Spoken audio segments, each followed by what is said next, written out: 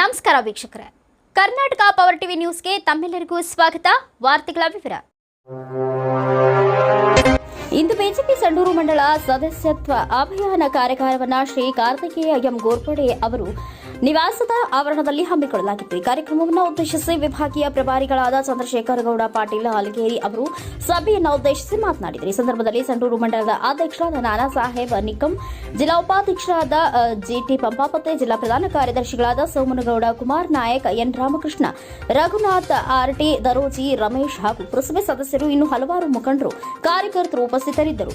ವರದಿಗಾರ Mohammed Rafi, Karnataka power TV news, Vijayanagara.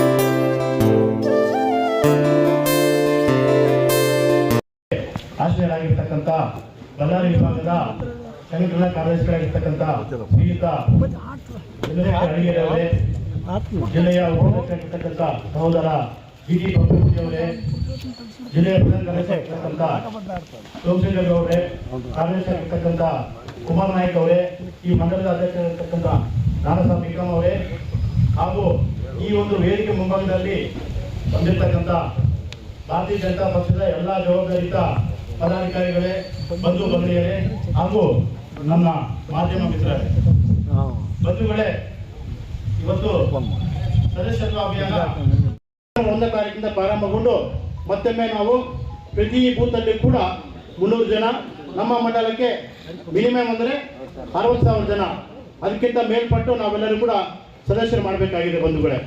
ಕಾರಣ ಏನಂದ್ರೆ, ಈಗ ನಮ್ಮ ಸಂಡೂರಲ್ಲಿ ವಿಶೇಷವಾಗಿ ಉಪಚುನಾವಣೆ ಇನ್ನೊಂದು 2-3 ತಿಂಗಳಲ್ಲಿ ಬರೋದಿದೆ. ಹಾಗಾಗಿ ತಮ್ಮೆಲ್ಲರಲ್ಲಿ ಕೂಡ ನಾನು ವಿನಂತಿ ಮಾಡಿದ ಒಂದೇ ಬಂಧುಗಳೇ, ತಾವೆಲ್ಲರೂ ಕೂಡ ಪ್ರತಿ ಬೂತಲ್ಲೂ ಕೂಡ 300 ಹೇಳಿದರೆ ತಾವು 500 ಟಾರ್ಗೆಟ್ ಇಟ್ಕೊಳ್ಳಿ. ನಾವು 500 ರೀಚ್ ಆಗಿ ಬಂದಾಗ ನಾವು 1 ಲಕ್ಷ ಸದಸ್ಯರನ್ನು ಮಾಡ್ಬೋದು. ನಾವು ಉಪಚುನಾವಣೆಯಲ್ಲಿ ಈ ಒಂದು ಸದಸ್ಯತ್ವವನ್ನು ಸಕ್ರಿಯವಾಗಿ ನಾವು ಮಾಡಿದ ನಿಜ ಆದ್ರೆ ಈಗ 100% ಗೆಲ್ಲೇ ಗೆಲ್ತೀವಿ ಅನ್ನೋ ಮಾತನ್ನ ಈ ಸಂದರ್ಭದಲ್ಲಿ ಹೇಳಲಿಕ್ಕೆ ಇಷ್ಟಪಡ್ತೀನಿ ಬಂಧುಗಳೇ. ಈ ಒಂದೆರಡು ಮಾತನಾಡಿ ನಮಗೆ ಅವಕಾಶ ಮಾಡಿಕೊಟ್ಟಂತ ತಮ್ಮೆಲ್ಲರಿಗೆ ಧನ್ಯವಾದ.